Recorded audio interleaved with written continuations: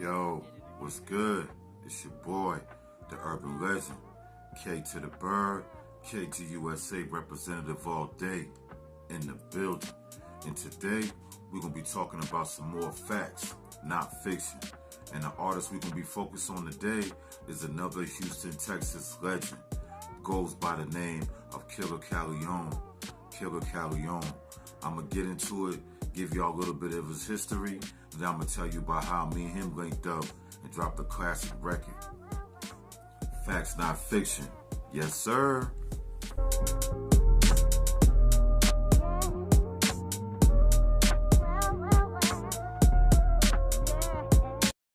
Killa Kyleon.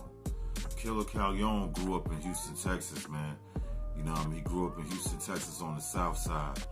Growing up, being one of those lyrical spitters, doing his thing in the street, doing himself independent. And back then, at the time he was coming up, the focus on the independent game was the mixtapes. Yeah, the mixtape game was popping back then, you know what I'm saying? That's when they formed the SUC clique, the Screwed Up clique, started by the legendary DJ Screw. You know what I mean? And they was like pretty much running the whole mixtape market at that time, and that whole Southwest market. Similar to like how DJ Kool did to the East Coast at one time. He was first coming up, DJ Kool and DJ Juice. But DJ Kool had his clique, you know, the Desert Storm. But DJ Screw had the Screwed Up clique. And I gotta say that they probably were bigger than Desert Storm. They were definitely more bigger than Desert Storm and DJ Kool around the whole world. They didn't get the fame for it, you know what I mean? They didn't get all the notoriety. DJ Kool got more fame and more notoriety off his run, you know what I mean? And that's just facts. So anyway, around that time, an artist by the name of Big Pokey from the SUC clique was the one that discovered Killa Kyleon first. Saw he was a young spitter from Houston, repping, but not only could he rap, he was doing that lyrical rap. He was coming with bars, punchlines, spitting. Like, he got a real southern accent, Killa Kyleon, but his approach to the music was more like an East Coast record, an East Coast artist, coming with crazy concepts, coming with good stories within the lyrics. You know what I mean? That's the kind of shit he was on when he first came out. So after Big Pokey, after he ran with Big Pokey for a little bit, he got with Slim Thug. And Slim Thug is the one that really locked in with Killa Kyleon, brought him to his label, signed him on a contract. He first came out with Slim Thug's group, the Boyz in Blue. Yeah, the Boyz in Blue. If you don't know about that, you need to look that up. But after Slim Thug dropped his album that was successful, the already platinum on the major with the Neptunes, he started his own like little group. You know what I mean? He was building his own label, and the Boyz in Blue was the main group that came off his label. And their first album was called Serve and Collect, which if you know about that album was an underground classic. It was slept on, you know what I mean? Didn't get the right promotion. I think even at that time, it got a good rating in the XXL and the Source magazine. I think it got like 4 mics, and I think in the XL magazine, it got like an XL or whatever, or L. So people definitely recognized that was good music, and the boys had talent, and they had dope lyrics, but it just didn't get all the notoriety like it should have got. And Killa Kyleon was major on that album, you know what I mean? He was a big factor on that album. A big factor, a big piece of the puzzle. So after the Boyz in Blue group, you know what I mean, they dropped like another album after that, but then the group was dismembered, like Slim Thug ended that shit, and he kept Killa Kyleon as an artist on the label. Then they started dropping music together, you know what I mean, dropping the acid singles, dropping the acid mixtapes. Then they dropped the official album called Having Some Things, you know what I mean? And that album, that shit did good, you know what I mean? It was a very successful album, and it gave Killa Kyleon a good look to market himself from that point on. You know what I mean? Because Slim Thug was already a multi-platinum artist, you know, doing his thing, getting his grounds in the game, getting around, doing his thing, building his name. So when the world started seeing that he was rocking with this artist named Killa Kyleon, it only boosted up Killa Kyleon's stock market out here, man. It boosted up his grind, boosted up his name, his recognition. And then he went on his own path. He started dropping the acid solo projects, the acid mixtapes, being featured on almost every rapper from Houston, Texas in the last 5-10 years records. Everybody from Sauce Walker to motherfucking Lil Flip to motherfucking ESG, all the way to motherfucking damn Maxo Cream, all the way to Maxo Cream, you know what I mean? Zero, everybody. Killa Kyleon was getting on everybody's track because they always know that he gonna bring that lyricism to it. You know what I mean? He did a lot of records with everybody, man. But it's one artist that he locked in particular with and made a lot of music with this artist when this artist was having a big wave in the industry on the mainstream level, not just on the Houston, Texas level or South level. This guy was having a major impact on the mainstream level. He had that sound. And that artist's name is Kurt Cobain. Kurt Cobain, man, he was killing the radio at that time, dropping up with major singles, major records, being on everybody from Houston and Atlanta record. And to be honest, man, anybody that really know anything about music should know that Drake was inspired by Kurt Cobain's, man. If you listen to Drake, new music and music that he dropped in the last 5 years, he took a lot of juice and a lot of that Boyz sauce, Kurt Cobain sauce, and then put Drake twist on it pretty much, you know what I mean?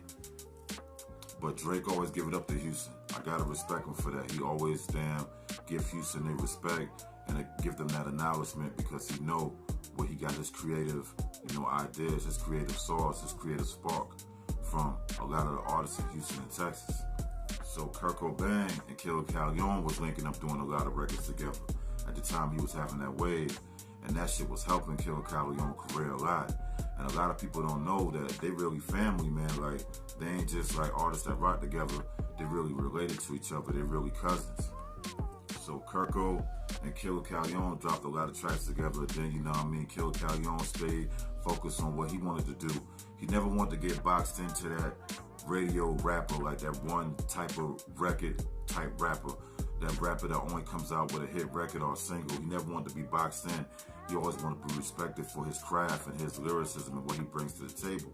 So he went solo and, he kept on doing his thing. He dropped a couple of classic albums on the underground, you know what I mean? That Candy Painted album, man, it's a classic underground. If you haven't heard it, you need to look that up. And all his other albums, man, when he doing the gorilla shit, all his albums are classic, bro. Real spitting too, like real lyrics. Like, you're gonna be able to listen to his shit and walk away with something. And when you listen to his shit, you're gonna hear something you probably never heard. And that's a fact. So Killa Kyleon pretty much became a Houston, Texas legend, I would say after 2013, 14 maybe. Because all the work he done put in, how long he been successful, and how sharp his pen been good. How sharp his pen and lyrics been for the last couple years, you know what I mean? His shit been phenomenal, his lyrics, so he a new Texas legend. So he been doing his thing, doing his independent thing, grinding in the city. And me, myself, I was in Houston at the time, staying down there for a little bit with my peoples. And I was down there for like 2-3 months, man, and I was just like, yo, I want to damn get with Killa Kyleon. And my dudes, the Twin Networks, you know what I mean? Shout out to the twins, that they did a lot of videos for us, a lot of graphic designs for us, a lot of artwork for us. They real big in the Texas area for doing videos, doing 3D videos, animation videos, doing artwork. And they knew Killa Kyleon. They did a lot of his artworks for his albums. And a lot of time when Killa Kyleon dropped videos, they were the ones that then filmed it and did the lyrical video for him. Like when he dropped videos that just show lyrics or like clips, we call that the Google effect. You know what I mean? They built a relationship with him pretty much, a real good relationship. They did business for at least 5 to 6 years. So based off my relationship with the twins, they introduced me to him, you know what I mean? They pretty much introduced me to him. We chopped it up. We had a good rapport. And I was like, yo, I really want to work with you on some serious shit. And he was open to it. And I was telling him, like, I'm working with Flip a lot. Yo, when I'm up here, every time I'm in Houston, Texas, I was always rocking with Lil Flip. Doing music with Lil Flip, pulling up on Flip at the studio, getting records done, dropping visuals, taking care of the business. So I was telling him, like, yo, you and Flip ever been on a record together? And he was like, nah, me and Lil Flip, he never did a record together. And that shit kind of shocked me because of all the people that Killa Kyleon had worked with up to this point. He had worked with almost every artist from Houston, Texas at that time. And I was surprised when he had said they never really did a real record together or did a video together, something at the same time. He said they've been on songs together that was, edited, or somebody else was doing a project and it was like, let me get a verse from you, then they got a verse from him and they put it together and made it a song. But I told him I wanted our shit to be organic. I wanted me, you, and Flip to all be in the room while we making this shit, man. Create something special. As soon as I told him that, man, he was all the way in. And I respect him for that, because at first he was rocking with me saying, y'all fuck with your music, Bird. I can do some music with somebody like you. But then when I told him, like, yo, I got a relationship with Flip, and me and Flip already got a bunch of shit, and he was like, man, that's a good idea. And Bird, you need to set that shit up. And whenever you set that shit up, you hit my line, I'm pulling up to wherever y'all boys at. He gave me his word as a man, so I was like, okay, all right, I respect that, man. When I'm back in the city and me and Flip working on some shit, you know what I mean, I'm gonna definitely hit your line. So about a month probably goes by, and me and Lil Flip, we at the compound, we working on some shit. And we was working on like a record, like a strip club type record, but I want the shit to have some bars in it. I just want it to be just like a strip club song, just talking about nothing, just saying shake your ass or whatever.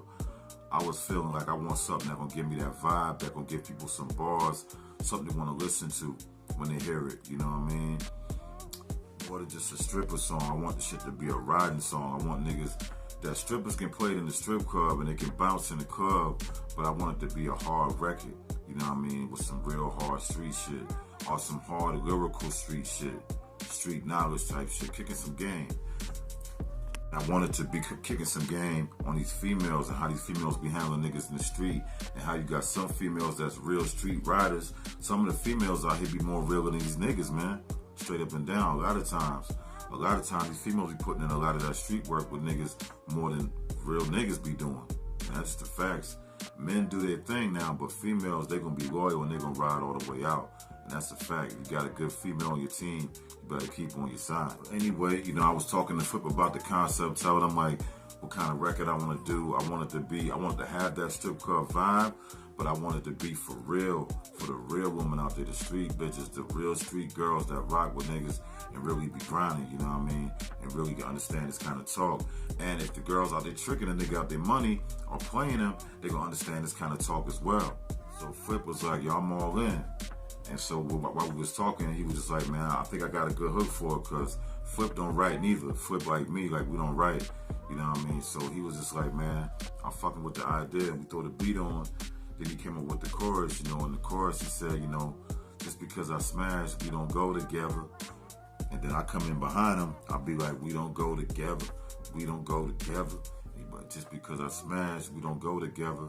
You know what I mean? He said a couple more bars besides that in the hook, but that's the part of the hook that's the most catchy, that pulls you in. So after he dropped the hook, you know what I mean, I laid two verses, you know what I mean? I laid the first verse and I laid the second verse. I just wanted the hook from Flip. Me and Flip already did enough tracks where he was on the verse and the hook. So in this one, I just said, yo, I want Flip just to do the hook. You know what I mean? And after the hook and shit was done and I dropped my verse, I hit Killa Kyleon and say, yo, me and Lil Flip, we at the studio right now. We got some hard shit, man, some player shit. I know you probably gonna like this kind of vibe, this kind of energy. And he was like, word? And I was like, yeah, man, we got this shit ready. He was like, man, send me that shit, Bird. I sent it to him in an email right from the studio. He listened to it, he said, man, this shit hard, I'm loving it. And he was like, yo, I'm at the crib right now. And he said, I can record my shit at the crib. And he was like, I'm gonna drop my shit right now. You know what I mean? Within a couple hours, man, the nigga sent the verse back. Not even a couple hours, yo, maybe like 2 hours or an hour. He sent the verse back, and I was like, oh, that shit banging. So I was like, I've been listening to his verse, and I've been listening to my two verses I already had, and I was like, I don't want the song to be too long, because Flip chorus kind of long too. I don't want the song to be over 3 minutes and 30 seconds. I don't want it to go into the 4 minute, you know, category, because niggas, man, attention spans are very short nowadays. People's attention spans are very short, so I didn't want the record to go 4 minutes. So I was trying to decide which verse I think is the best. That took me the longest time, like almost an hour just trying to decide that, because Killa Kyleon came so motherfucking hard. I was like, man, I don't know which verse is the best that I want to put on here to make sure I'm repeating with him the right way, make sure I'm holding it down the right way on the track, you know what I mean? Because I don't like to let no nigga outshine me on the track. You know what I mean? When I get on the track, there can be an underground nigga named Pee Wee that nobody know to a mainstream nigga named Jay-Z. when I get on the track, I want you to remember me, you know what I mean? I'm competitive with it. I ain't gonna play with it. I'm gonna come serious, and I want you to remember me. So I always try to come with my best shit. So after a long ass time of trying to decide which verse I'm gonna use, I went with the second verse I did, you know what I mean? And I put it first on the song, and then I let him get the second verse spot, you know, the Killa Kyleon joint. And then I called him back like that same night and said, yo, you gonna be available tomorrow, man? Cause Flip saying he gonna be available tomorrow, and he trying to come down here and he'll do a video for this shit. And he was like, you know, it would be cool if you come through because like you and him never did a video together. He said the same shit, that y'all been on songs together, but y'all never really worked together. You know what I mean? So he was like, hell yeah, man, I can pull up on y'all boys. Give me the time. Let me know what time I need to pull up. And we was like, man, we gonna start the shit probably around 7 o'clock or whatever. And the next day came, nigga pulled up, you know what I mean? He did the video and shit. He was real G, real professional, you know what I mean? With his performance on the camera, he was really focused, you know what I mean? And shout out to the twins, because the twins is the ones that filmed that video, you know, they came and pulled up. And shout out to Ryan, man. It was Ryan's spot, the film studio that we used, you know, Ryan Youngblood, you know, from Texas. And we used his shit, you know, to do all the filming. And it came out pretty good, man. It was a real classic video. A real classic video for a real classic song, you know what I mean? And that song came out on a classic album, which is called The Bird Print, man. The Bird Print. That album is a classic, yo. So if you haven't heard The Bird Print, you need to go stream that shit so you can hear the whole album and that song. And if you haven't seen the video with Killa Kyleon, K-Bird, and Lil Flip go together, you need to go ahead, get your life together, man, and go search that shit, man. Go see what it is. Go look at it, because I guarantee you ain't going to be disappointed for 1 second. And after that, man, me and Killa Kyleon, we was tight, you know. I still hit him up from time to time, you know what I mean, when I'm in the city. We did other records together. I think we did one other record together called Bread Up. And, you know, I still talk to him now, so we definitely going to do more music in the future. And hopefully we can bring y'all another dope-ass video, you know what I mean? Because that video was so hard, and Killa Kyleon came so motherfucking right on that shit. His lyrics, his delivery, his style, his presence was A1 on that shit. So major salute to you, big dog. You know I fuck with you. You know K-Bird fuck with you, major. So major salute to my